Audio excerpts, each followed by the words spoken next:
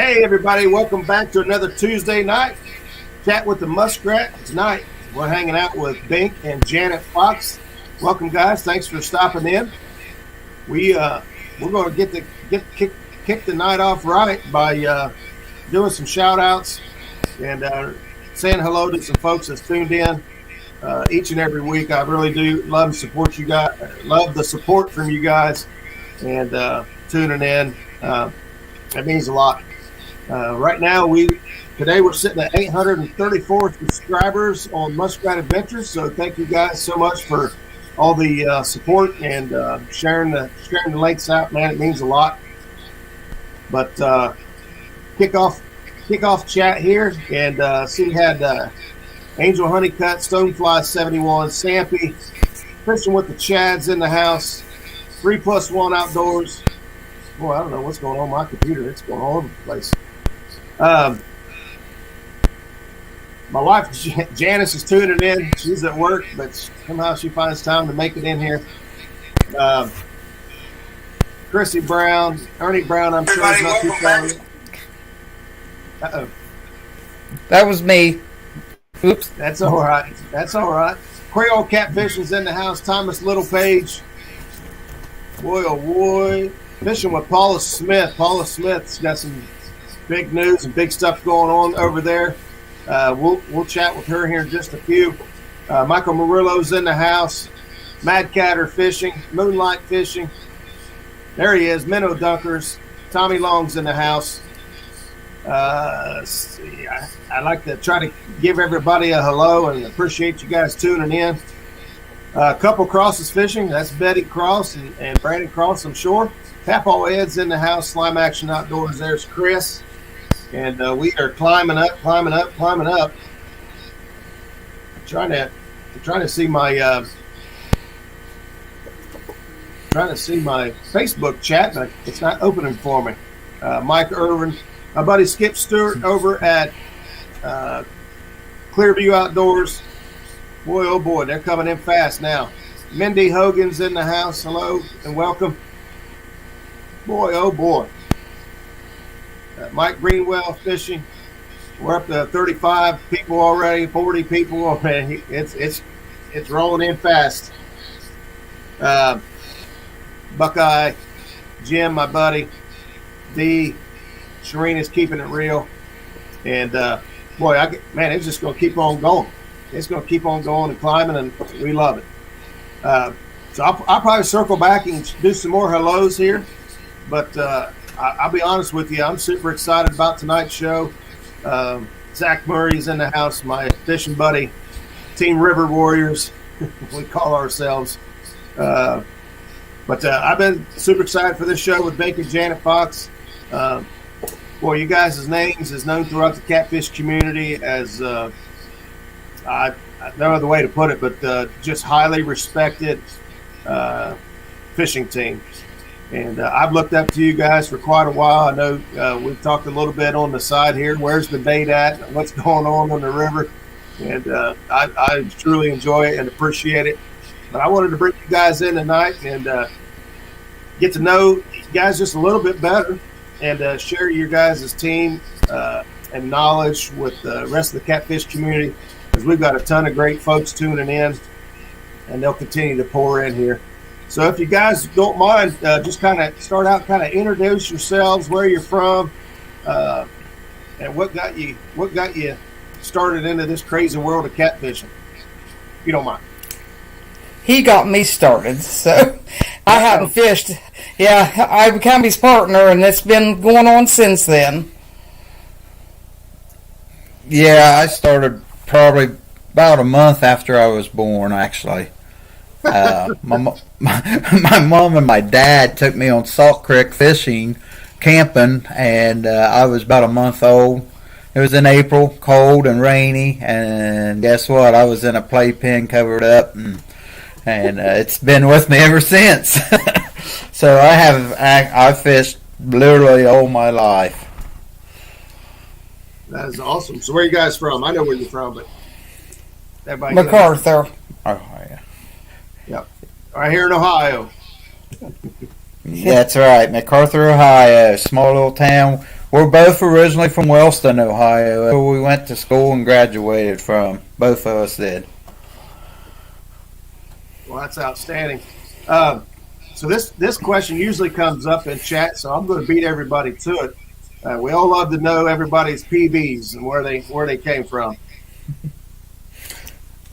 Mine is a 76-pound blue cat I was in Alabama, actually, and won a tournament. And I also got big fish that tournament. And that was the Bama Blues, the very first one that they had. Oh, and wow. Yeah. And then we were in Alabama 2 years ago, and I caught a 50-pound flathead just out fun fishing. Those are fantastic big fish. How about you, Bink? Well, she's got me beat. I mean, I've caught, just right here in our little area, several 50s for blue cats and flatheads, but my biggest blue cat came from Lake Wheeler, and it was 65. We've caught a lot of 62s, a lot of 63s, but that was my biggest. And then my biggest flathead actually came from Racine on the Ohio River. It was 60 pounds even. Woo! That's a tank of a flathead. Yes. And there's a story behind it. A buddy of mine, Joe Cassidy, both of us was out. We were pre-fishing for a Cabela's tournament. And I just pulled out from the boat ramp and had a double hook and had some skipjack laying there. But we weren't really fishing. We were looking around, and I said, there's a big fish. So I just cut the skipjack tail off and threw it behind the boat and held the rod there behind the boat, and that thing took it right there, right beside the.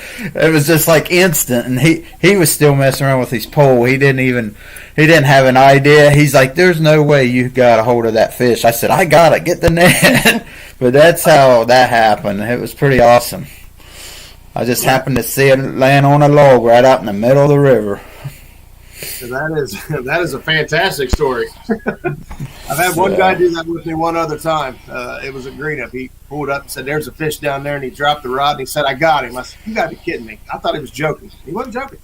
It was a 30-pound blue cat, but when somebody says, "Hey, there's a fish," and then I catch that fish, that's good stuff. Oh yes, that is. So, and go ahead. Go ahead.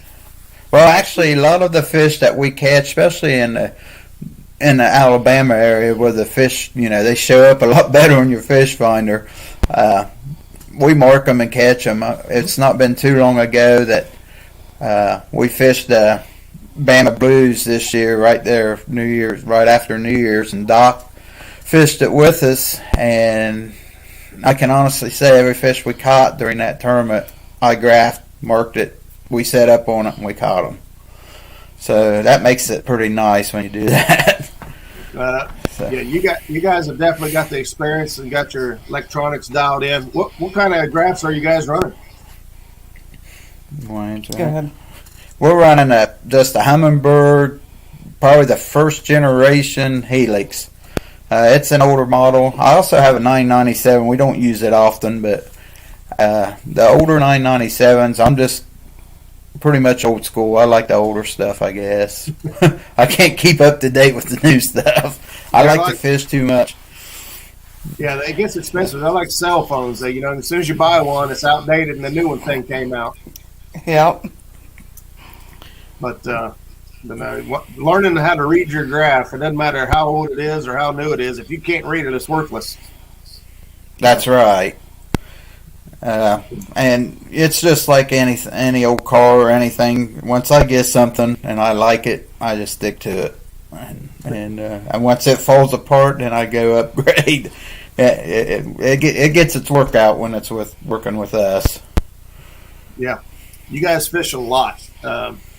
So what kind of plans do you guys have for 2021 this year? I know one thing you're fishing.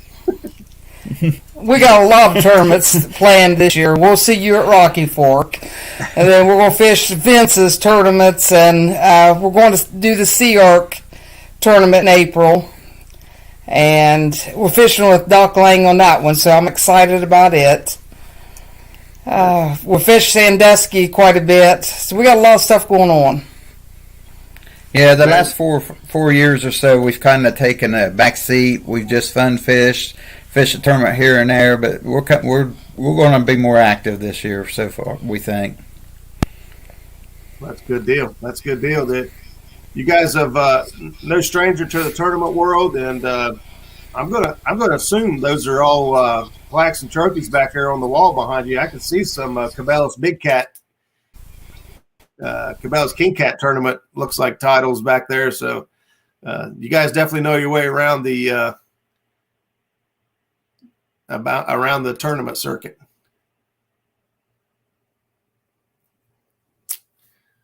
Somebody froze up. I don't know if it was me or you guys. Somebody in chat give us a lowdown on what you guys are seeing on your end.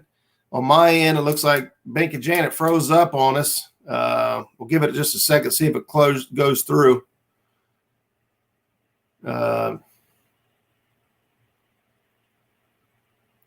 So we'll pause for a second. There it is.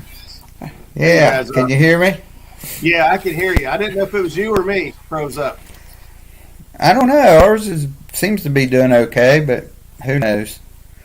All right, I can't remember where we was. I was talking about your trophies and accomplishments there behind you, and yeah,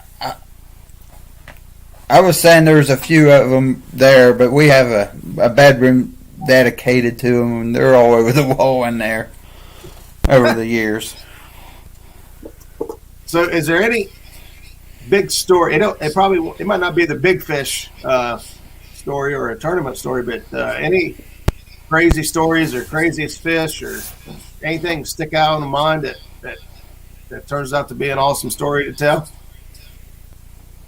Probably the Bamboo Blues when I caught that big fish. We went over into a little cove and he's like, they're here. And he wasn't kidding. We caught 3 off that little point, didn't we? Yeah.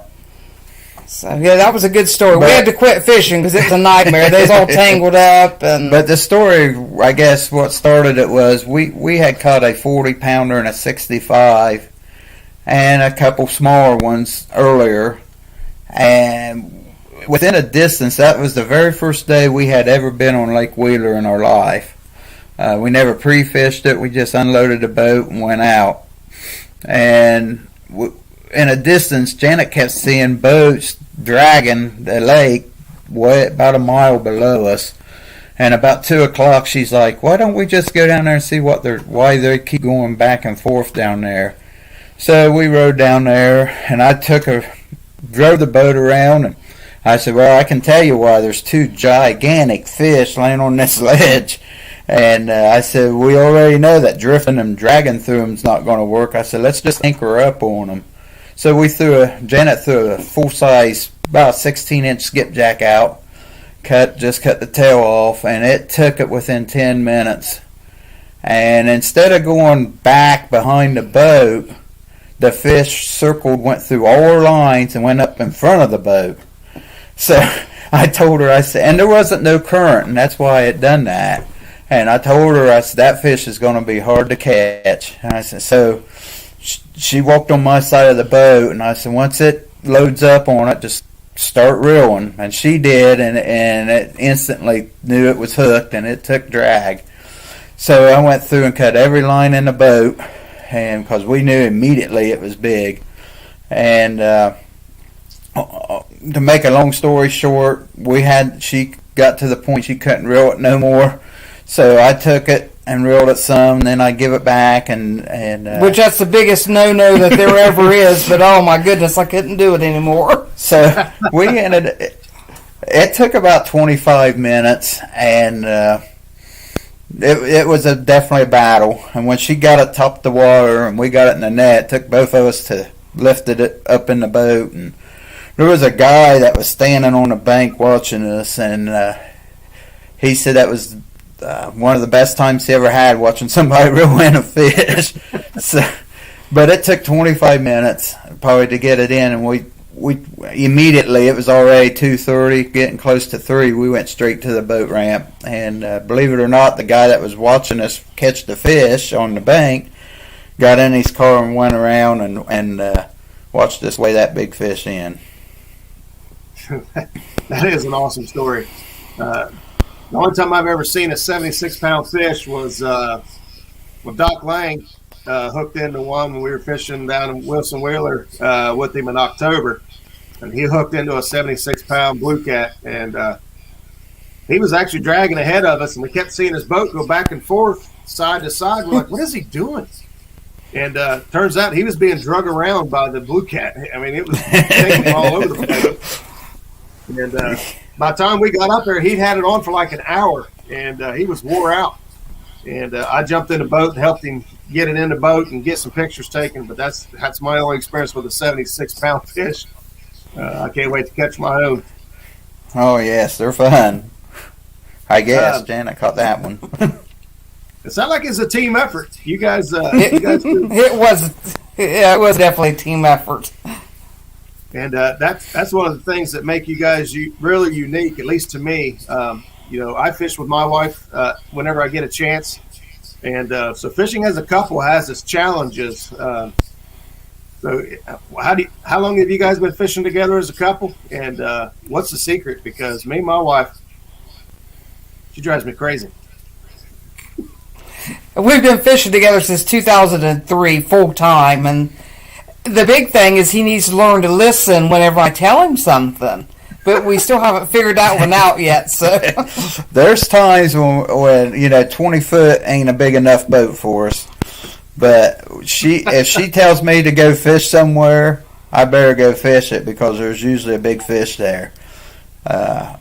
And sometimes I'm hard-headed, and who knows how many tournaments we lost because we didn't hit the spot she wanted to fish.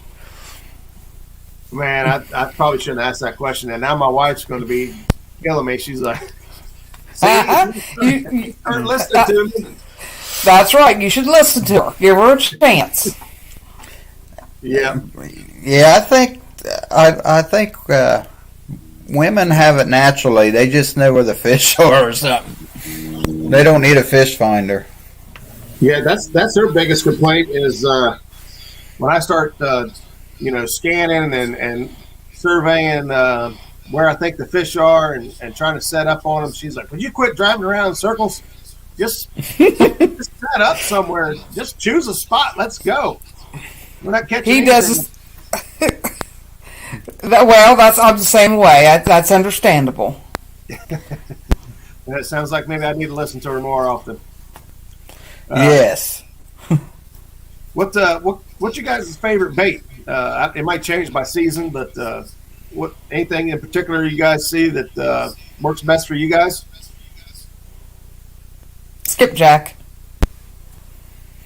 Yeah, Janet's favorite skipjack. I don't know. It just depends on the time of the year for me. Certain times I like shad, and certain times I like moon eye, but skipjack's pretty much a year-round bait, I guess. Yeah. Yep, I've got just a little bit of skipjack left, enough to get me by until they should be starting to come up here pretty soon, and enough to get me some fresh ones. I always like shad because I can get them fresh, almost every trip, and so for me, I love fresh bait, and I can count on shad. I'm not good at finding skipjack everywhere, but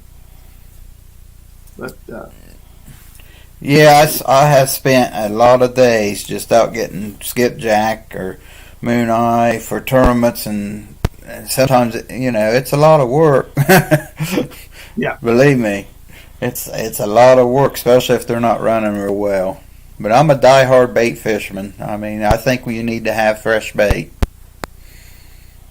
Yeah, I'm not a fan of frozen bait. Of course, the skipjack, throughout the year, I get it when I can, and then I freeze it up. But outside of that, I pretty much won't use frozen bait. That's just my personal preference as well.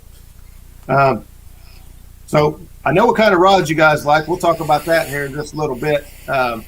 What kind of reels are you guys using? Mono, braid, hooks? What you guys? It's been working for you guys. It's definitely good enough for me. We prefer mono line. Normally, that's what we always use. The reels are variants. Well, yeah, she's right. We like to use mono unless we're bumping or something. But the hook kind of, we like to use the Rip and Lip hooks. We were sponsored by them for several years, and we still like their hooks. But we also use other brands too sometimes. Reels, she's right. We prefer the Shimano's over everything, but we do have some ambassadors,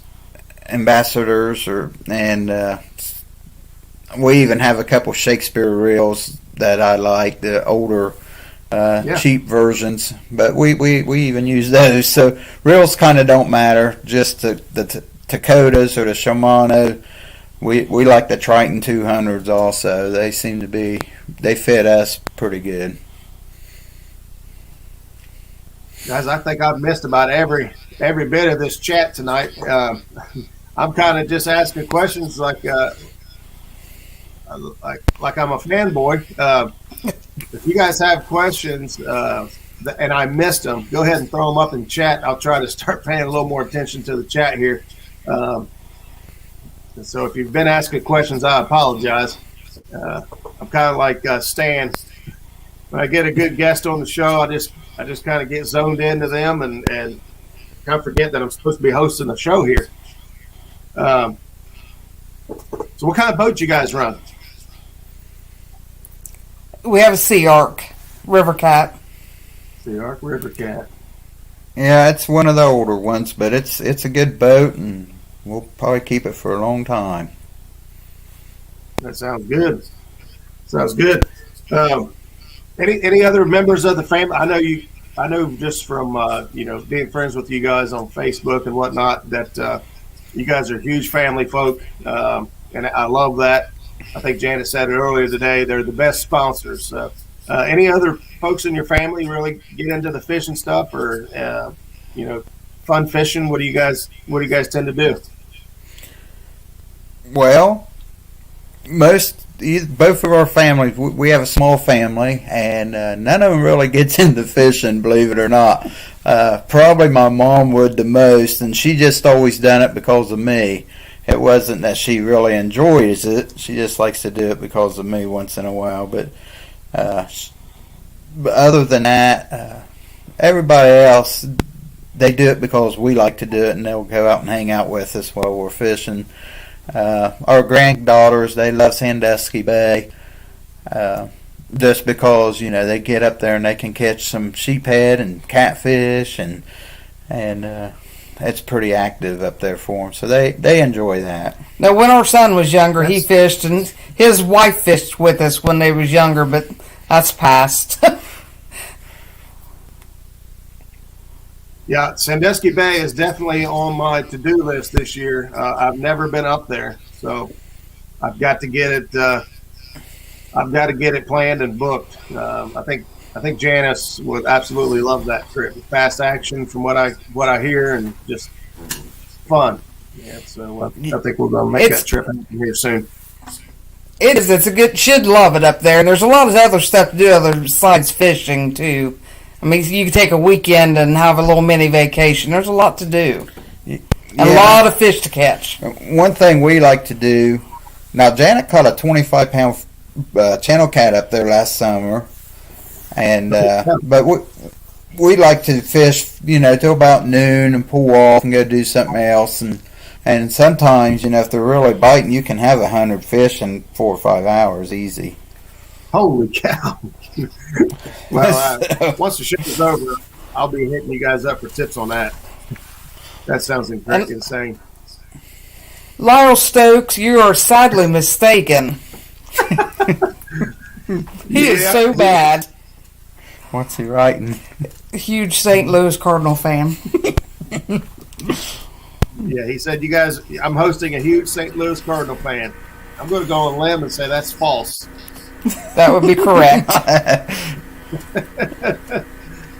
He was actually giving you guys tons of praise and nothing but good things. About an hour before our show here, he was live on another show.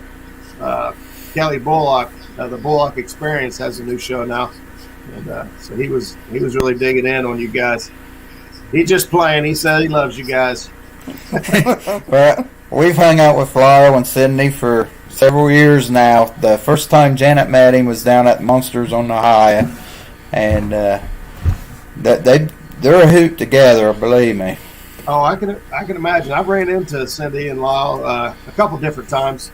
At the time, I wasn't. I was still new to the catfish community. I hadn't really, made a mark for myself or anything, and I was fanboy. I was, shaking the hands and that's Lyle Stokes. I'm going to grab him up and give him a hug. Now he's that good.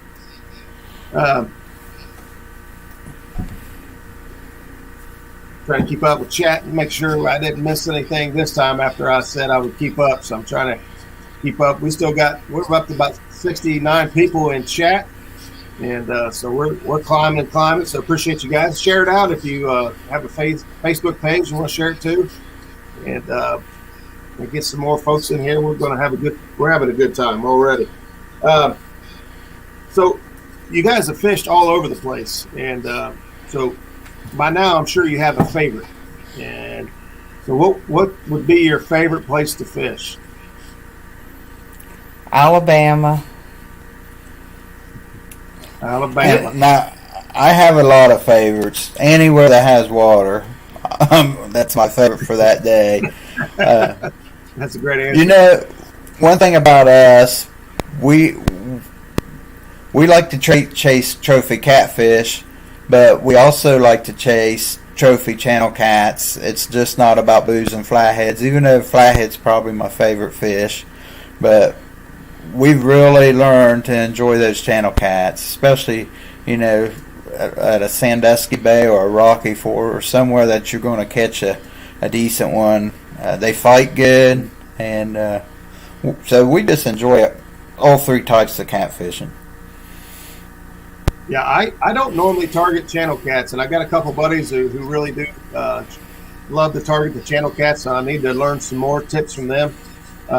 I was doing some fishing yesterday, though, caught a 15-pound channel cat, and that thing fought me like a 30-pound blue. I was super surprised. Yes. Wait till you catch a 25-pound channel cat like Janet did. And we use smaller gear when we fish for channel cats, and boy, it's just something watching those things fight. Well, I know Lyle and Mark and a bunch of other folks are got to get together out in Mendota. I'm not sure what lake is in Mendota that hosts some huge channel cats, but I believe in May, a bunch of us are getting together and going to try to go out there and catch some of these monster channel cats. Here's a question for you, Janet. That's Tommy Long, Minnow Dunkers. That's great how you got that name. I love a name with the story behind it. He's asking how's David. I'm not sure who David is. David's our son. David's doing great, Tommy. He's working at Kenworth and doing good.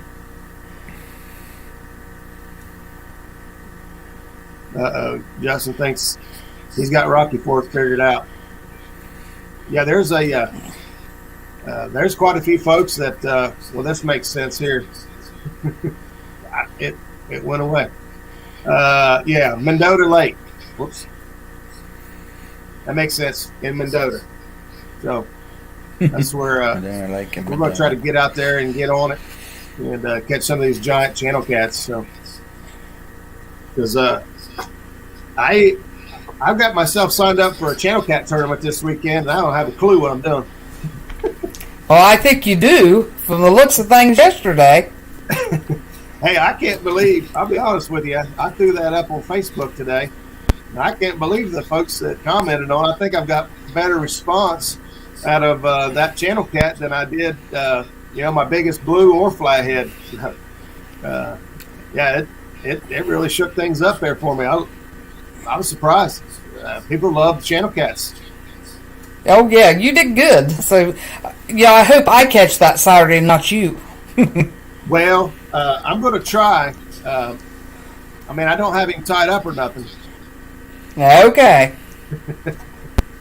Looks like Tommy, I know his dad, and I think Trevor's going to try to make it. I know he's got some stuff going on, but these guys are going to be out there Saturday as well. Chad and Dee from Kentucky are coming up and going to fish the tournament. And man, I don't know what the turnout's looking like so far. I think I know of 8 to 10 teams already, and that's just in my little circle. So it's going to be fun. We may not win. Okay, we're probably not going to win. We're going to try, but we're going to have fun no matter what. And we're probably going to eat some good food. I hope so. I hope there is good food. We like to cook on the boat. Oh, do you? We've never done that yet. As much as we fish, we never have. Oh, my goodness. I'll tell you what, get you a griddle style grill. You know, you don't have an open flame. Yeah. It's a lot safer. And my tip would be get one with a grease trap. Some of those other grills don't have a grease trap, and if you try to cook anything burgers or greasy, it gets a little messy. But I got. Well, we wanna. Oh, go ahead. Yeah, I've got a 17-inch Blackstone on the boat, and it's amazing. Well, we won a nice grill at Dustin Fowles tournament last spring. I hope we get to use it this year. There you go. That's I do a lot of YouTube live shows and some videos, and that's the river chef. Some of them call me because I like to cook on the boat and have a good time. He said Muskrat cooks the shad. It's Tommy. Hey, I don't know. Eating shad has all of a sudden became a thing on some of these YouTube channels.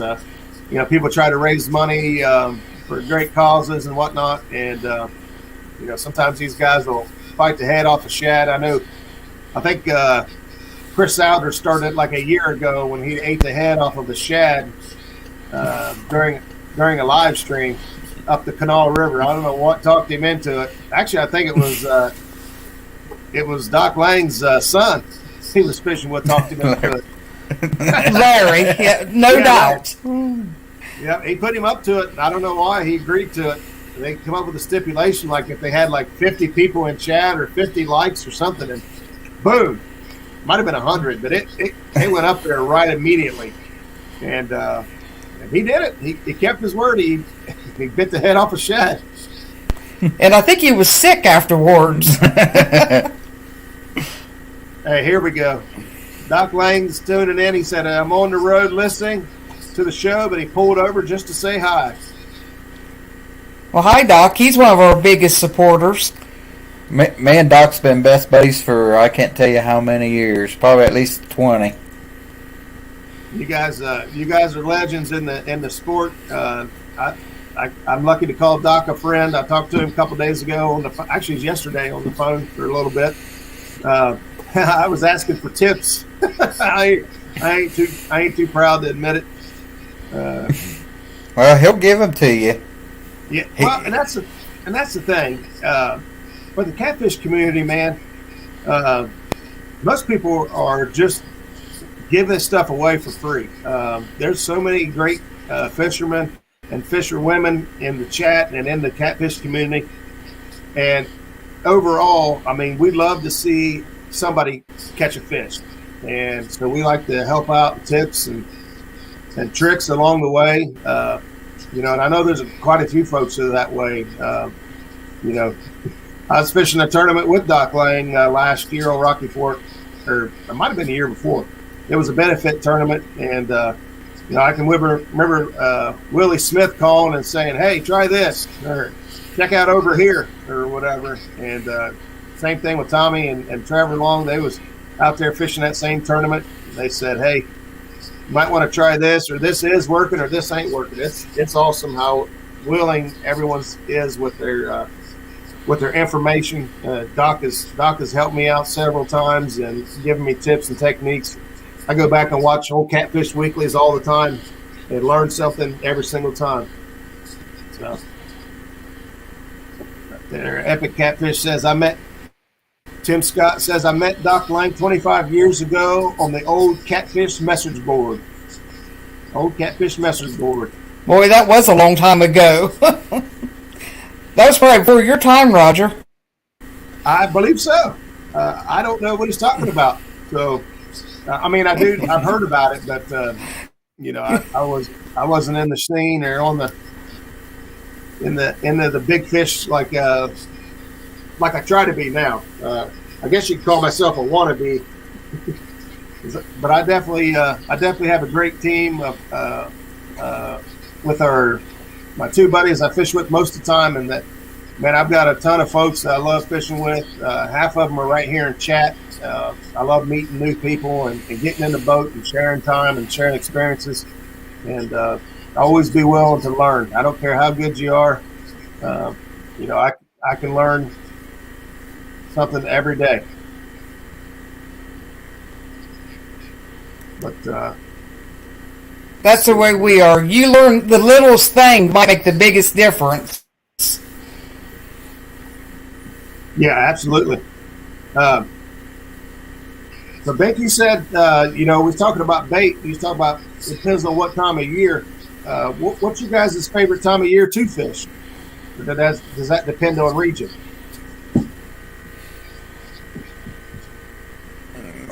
It does not depend on region for me. Janet, she's limited to when she wants to fish, but I fish year round. It don't matter where it's at. I'm more than happy to fish. Janet, you want to answer that question? I take a break from about November to March. I don't like the cold weather. I'm a big baby. There's nothing wrong with that. There's a lot of folks that do the same thing. But I'm like Bink. I like to fish all winter long. I love winter fishing. There's less traffic, less people to deal with. And to be honest with you, I've seen to catch more big fish in the wintertime than I do most of the year.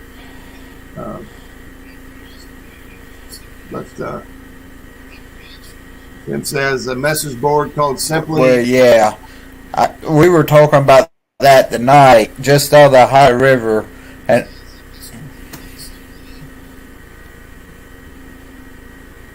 just on the high river?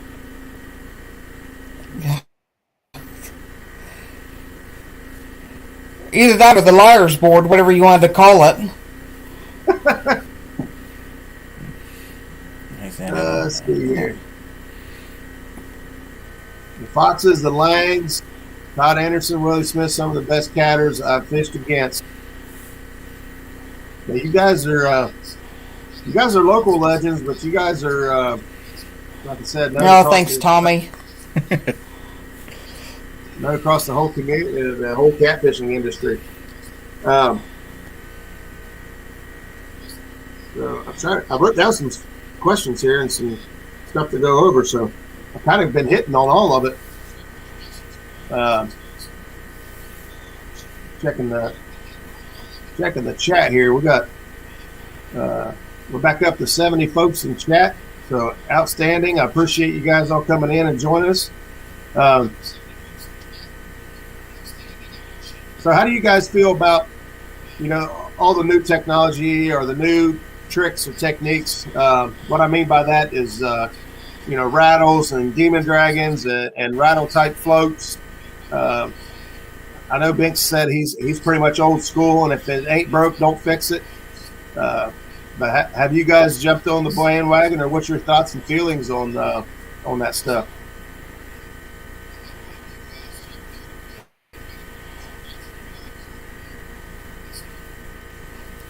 I'm more old school than he is. I don't like any of it. Now, wait a minute. She does like the pink rattles.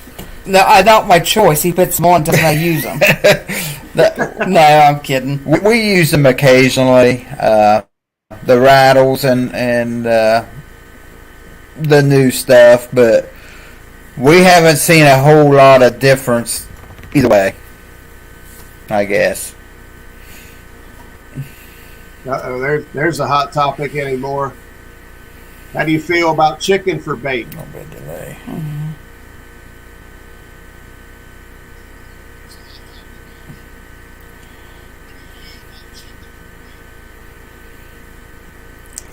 Sandusky Bay, sure. Is that right? Sounds like we got a lag.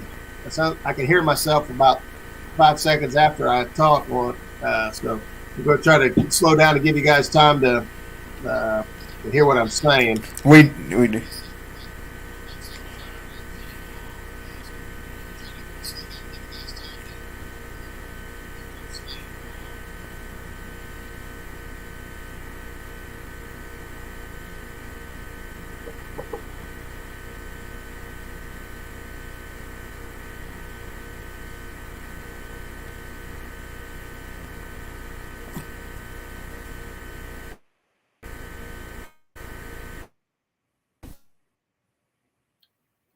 think we're losing connection again with you guys. I noticed it started lagging pretty bad there, and your audio was breaking up a little bit, but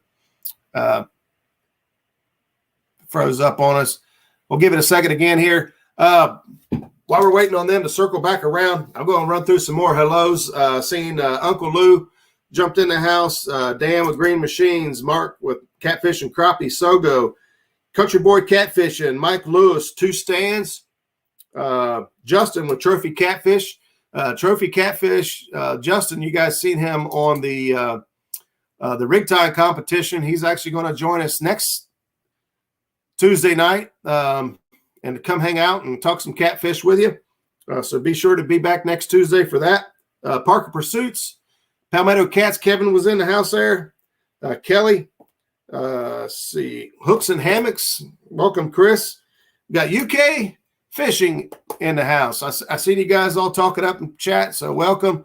We going worldwide. So thank you for stopping in. Appreciate you guys all being here. Setting hooks and crossing eyes. 2 stands fishing. Steve Corley, Paul Edsman, Catfish and Katie Collins. Tim Scott's in the house. There we go. You guys, your picture's a lot clearer. Hopefully you can see me better. Yep, there's still a little delay. Yeah. Yeah, I think we can get through it. It's a lot slower. It's a lot less delay than what it was. I could hear myself like 5 to 10 seconds later on your end, so it sounds a lot better now. We can deal with that. Yeah. Bink, I know that you had some health issues a while back, and I know it's something that is special for you. And I know we talked before the show about bringing that up and put some information and some knowledge out for folks. If you don't mind, kind of sharing your story a little bit and point people in the right direction. Yeah, I can do that. You know, I was, at the time, I'm 52 years old now, and at the time I was 47, and I didn't feel like I had the energy that I should have, especially, of course, explain I bait fish a lot, and when I would climb from Greenup Dam, it just seemed like I was out of breath a lot. So I decided to take a physical, and upon that, they told me I needed a colonoscopy. And to make a long story short, there was some cancer, some tumors in there, and it was in my lymph nodes. It was stage 3, and so it was a rough few years there. I'm starting to feel a lot better, but anybody that's in their 40s, especially mid to late 40s or early 50s, I really encourage them to get a colonoscopy, because if I wouldn't have, my doctor told me, she said that I probably wouldn't be alive at 50. That's something right there, and it's not something you hear much about just because the region and all that, but it is a major concern. One, thank you for bringing it up and being open about it.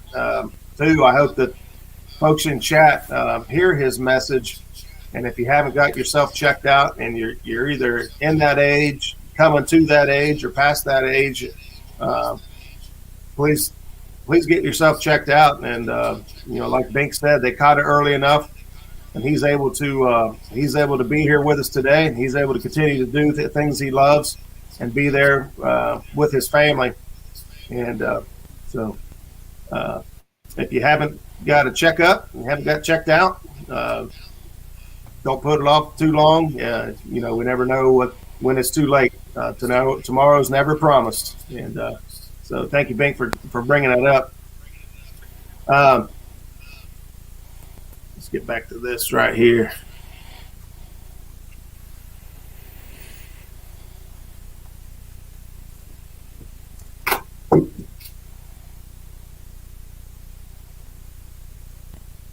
Somebody said, I think more people are talking about who's all going to be at Rocky Fork on. Sorry, more people who's going to be at Rocky Fork this weekend. If you guys are interested in that, if you're local to the area, what we're talking about is called the SWOCC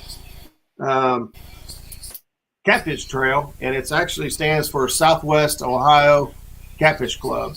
And Vince Nadowski puts that on, and it's from what I've always heard. And I haven't ran tournaments, so I can't really speak from experience. I'll ask you guys, but from what I hear, it's very well run tournament circuit, and so it should be a lot of fun. Hopefully, good turnout. I already know though I'm going to have a great time. There's going to be a ton of people that I know down there, and so it'll be fun to shake a hand and hug a neck and catch some fish. Yeah, Vince does a good job putting on the tournament, and he always has a good turnout. Hopefully the weather will stay fairly nice and a lot of fish will be caught.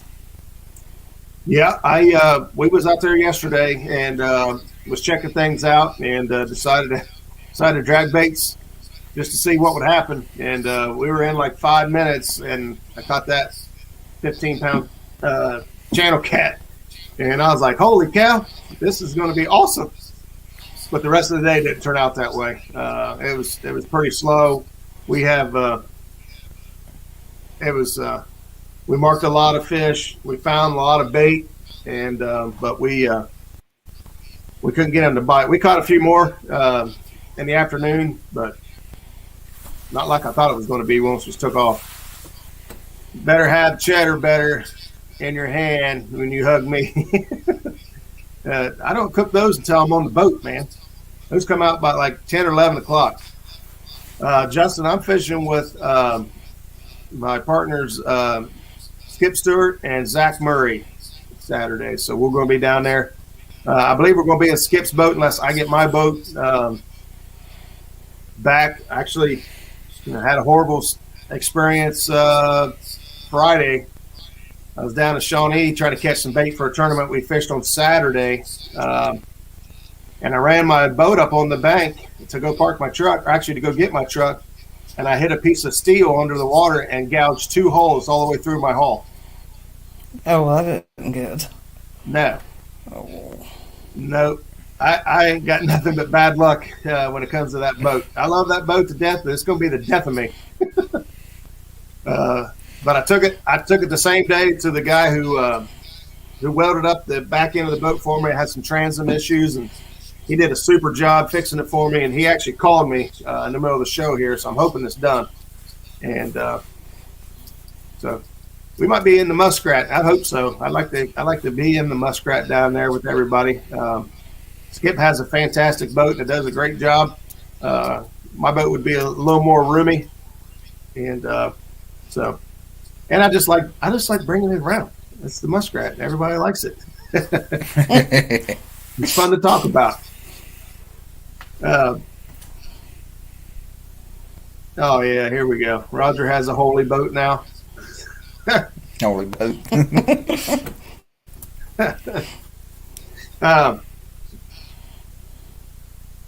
So I said we'd circle back. We'd circle back to it and talk about your rods. And so I know you got a sponsor there, and so if you would kind of give us a rundown on maybe how you started out with B&M and what led you guys to choose them to represent. Go ahead. Well, we had been we represented Rippin' Lips for several years, and they have good products and great products. But that kind of fell through after a few years ago, and we had always had our eye on B&M rods. We liked their product, and Jason McDuffie and amongst some other guys that's in the catfish and group talked highly of us, and they called us, and we jumped on board, and that's kind of the end of it. We do use every rod that they produce, so we know a little bit about every rod they produce. We even use the original silver cat rods when we channel catfish, and so we we like the rods, and we even use them when we crappie fish. We enjoy crappie fishing also. It's not just catfishing with us, which is probably 90% of it's catfishing, but every now and then we like to go out and do some crappie fishing, and they have fantastic crappie rods also. Uh, the Elites is probably the best all-around rod that we feel that you can use. You can anchor with it, you can drift it with it, anything you want. So we have a lot of Elites. We really enjoy those rods, especially when you're flathead fishing or blue cat fishing. I think I've used about well, maybe not every rod. There's a ton of new rods coming out. It seems like weekly, new rod companies. But I've used several of the big name brands, and but I've never used a B&M rod. And I might be looking to change rods up here lately. I got a couple that I run consistently, but it might be time for a change. Change is good. Yeah. Well, I'm the same. I love the panfish, crappie fish. We actually tried to get on some crappie yesterday with no luck, and I love my B&M rods. I've got 2 or 3 different varieties of them, and they're my go-to when I crappie fish. So I know their quality. Yeah, and a lot of people don't know B&M rods actually started by making brooms and mops back in around World War II time. Yep, Dave Funk just going in. Hey, Dave, thanks for tuning in. But he was right on that. He says stands for broom and mop. And I've heard that before, but I didn't know it was true. Yep. Yes, it's true.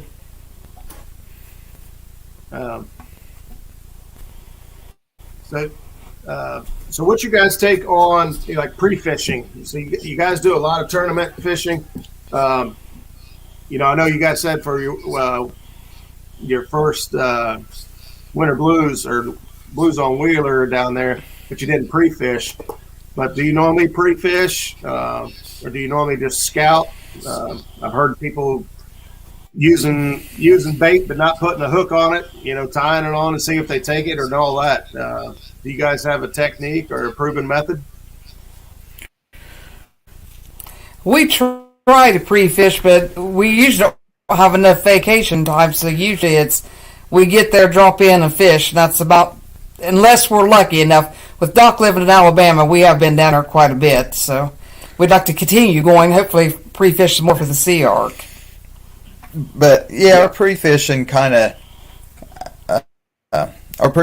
is kind of short for the most time, but it's a challenge for me to try to figure out the lake in one day, and I kind of prefer not to pre-fish, believe it or not. A lot of people probably sitting there shaking their head, but I want to keep my cards to myself, and I study some maps, and normally paper maps, believe it or not. I'm not a big time Google Earth person or anything like that. I take a paper map, and that's from the old school, and we kind of look at that and decide the section of river or lake that we're going to fish, and that's what we do.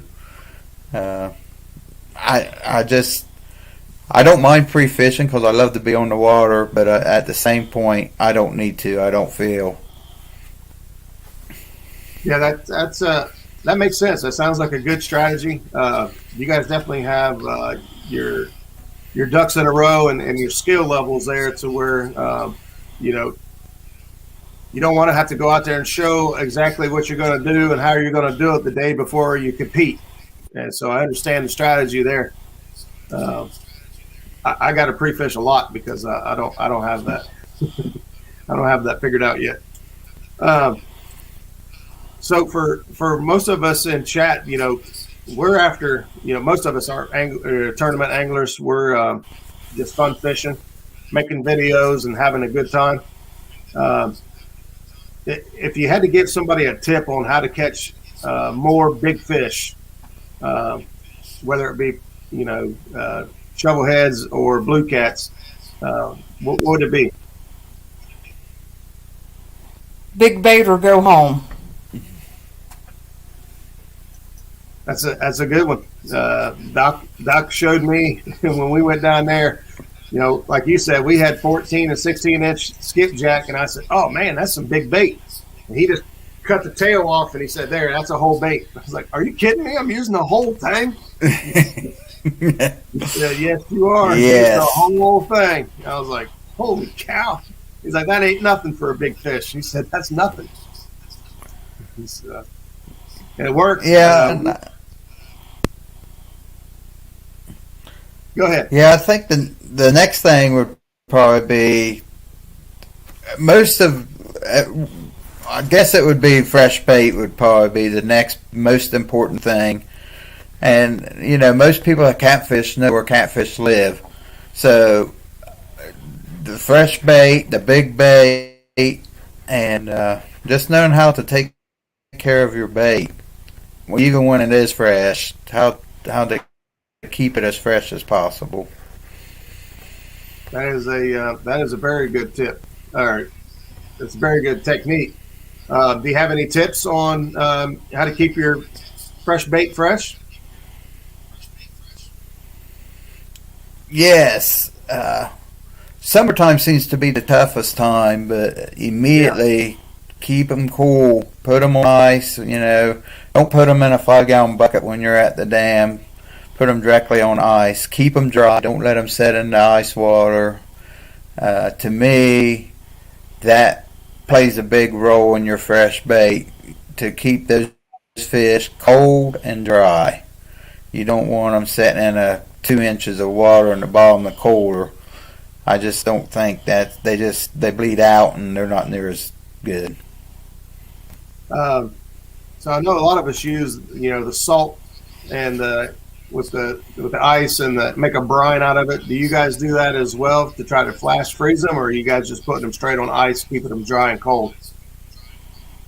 I prefer not to use that brine. And in my experience about it, I don't think they bleed as good. It makes them they change colors a little bit. I would prefer just to put them on ice and keep them cold. That seems to be the trend with some of the folks that I've talked to here lately when it comes to catching big fish. Tim Scott here, he calls his baits donkey baits. He loves to throw big bait. And I asked him the same question, and he explained putting ice down. And he actually puts aluminum foil down on top of the ice, and then his bait, and then aluminum foil, and then ice, and then bait, or keep stacking the bait up. But he puts aluminum foil to separate the fish from the ice, so that they do not, like you said, lay in that water, get soggy, and hell out. So I see a trend developing here. Yeah, I've done that for years, and the aluminum foil works well. We've also used, which gets a little expensive, a double bag with gallon or 2-gallon bags and put a couple in there at a time, and just get the air out of them and keep them dry that way also. But if you do put them in Ziploc bags, make sure you double bag them. Creole Catfishing he's down from Louisiana asked, how long do you keep skipjack on ice before you will not use it? How long's too long? Well, there again, it depends on, if it's in the summertime, that ice is not as cold as ice is in the wintertime. So 3 days max for us. I prefer, of course, 1 day, but if we have to, we'll use it up to 3 days. I'm sure you guys are leaving the drain open like most people, and letting that water drain off so that there's no water in the cooler and all that. Yes, we do. Some of these guys know you pretty well. They're answering questions before you can get it out. Really? Yeah, we fished with them way too long. Yeah, Tommy's got you figured out, buddy. I'm about to just bring Tommy on the show. He give away all your secrets. He's a stalker, it looks like. Yeah, Tommy and I go way back. Like I told you before the show, we go way back, and we fish club tournaments together. Now, we've only fished one tournament together as a team all these years, and it happened to be Rocky Fort, and I think we either came in first or second. I think we won, but we only had like 3 or 4 pounds of fish, believe it or not, and still won that tournament. Sometimes you ain't got to be good. You just got to be better than everybody else, or lucky. We actually experienced that this weekend. We fished a very small tournament over the weekend. Lucky. Lucky. Only 5 boats showed up for the tournament, and it took 2 fish to win the tournament, and big fish was 8 pounds on the Ohio River. It was a rough my! weekend. Yeah. Jeez. That's a long day too. Yeah. The water had came up like I believe 5 or 6 feet the day before, and was coming up another 5 or 6 feet that day. Fish go into survival mode at that point. They're not really worried about eating. So Justin Fishing Fetish said, "What are some honey for skipjack?"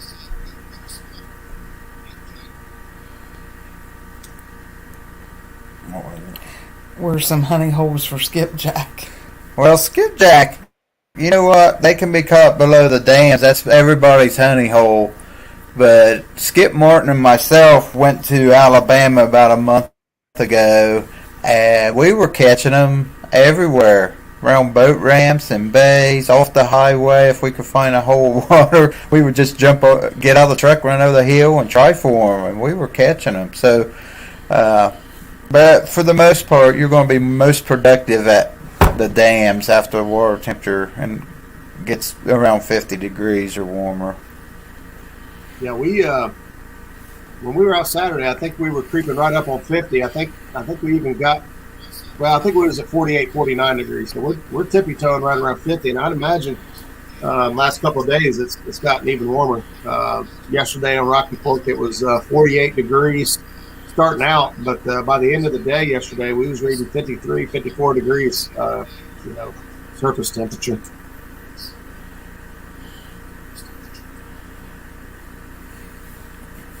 Yeah, that's warm. Yeah, I was wondering whether I'd find the fish shallow or deep. I'll be honest with you, I marked them everywhere, but they wouldn't bite everywhere. But Sunday bassing on Logan for a Sunday had a 4. Got 4-pound bass on Sunday, not another bite all day. It's kind of like what happened to us yesterday. Please hit the thumbs up. Thanks, Stan, for bringing that up. I always forget to mention it, but you guys are liking what you're seeing and enjoy the content. Please hit the thumbs up and consider sharing it out. We've been growing and growing each week, and it's I'm not doing it on my own. You guys are helping along the way, sharing links out. Thank you for my moderators that are in here, also sharing out other people's pages and links. Sharing the love. So thank you guys so much for doing that.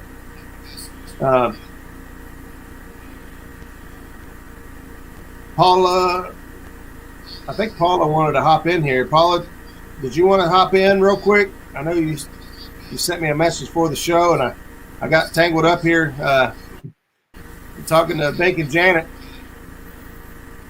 If you want to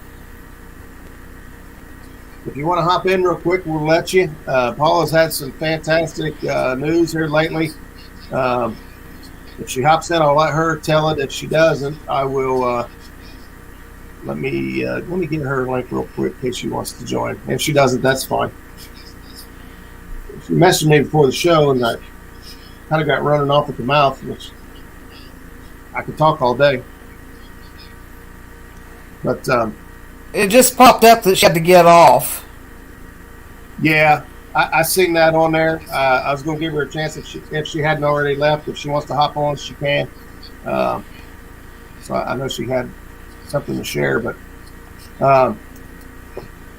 so you guys got anything else that you want to talk about, or any other messages for the group that you would like to share?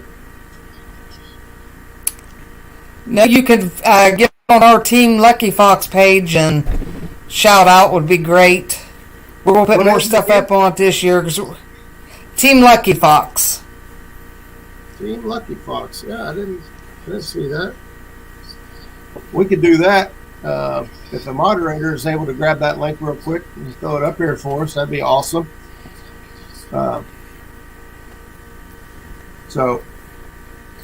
Yeah, and I just want to give a shout out to B&M Rods and Printex Same Day Printing. Printex is right in Chillicothe, and they do a great job.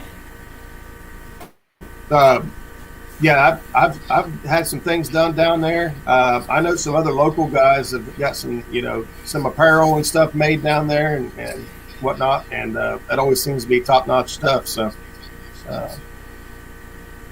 that's a good company to have. So, well, guys, I don't want to hang it. There it is. Thank you, Mark, over at Catfish and Crappie. Team Lucky Fox link right there. If you guys want to check them out, if you enjoy what you're seeing. One, I want to say thank you guys very much for coming on tonight with us. Like I said, I've looked up to you guys, and you guys have had a great name in the community, a great example for the rest of the catfish community. To lead by example. Fishing together as a couple, as a team, is actually not as rare as it used to be. But you guys have been doing it long before it was cool, catching catfish and fishing together as a team. So I truly appreciate your time hanging out with us. Really appreciate the information. And if you guys are willing to, we'll bring you back on the show maybe towards the end of the season, see how your season's gone for you, and maybe we'll get more tips out of you after the season's over. Thanks for having us. Yep, thanks for the invite, and it's been a pleasure. All right, buddy. I appreciate you guys being here. Thank you so much. And more welcome to come back on the show. Well, that's awesome to hear. We like to pack the shows with the information. I try to keep my shows, I want somebody to take something away every time. It might not be what you thought you was going to get, but I like to share information and kind of be on the educational side and sharing tips and techniques. And you guys fit the bill perfectly as far as talent in the field. You guys are known across the entire nation for what you do, and you're just good folks and humble at that. So congratulations on what you've accomplished so far, and I can't wait to see what you continue to do in the future. Thank you. Thanks. All right, guys. We will cut this down and wrap it up. We will try to get together and do some more stuff and chat this week. And then Bink and Janet, I will see you guys on Saturday, one way or another. So thanks, everybody. Yep, we'll see you then. All right. Thanks, everybody, for joining in. We'll see you next week with Trophy Catfishing. We got Justin in the house, and guaranteed to be another good show. So thanks, everybody. We'll see you next time. Same cat time, same cat channel. Bye. Bye.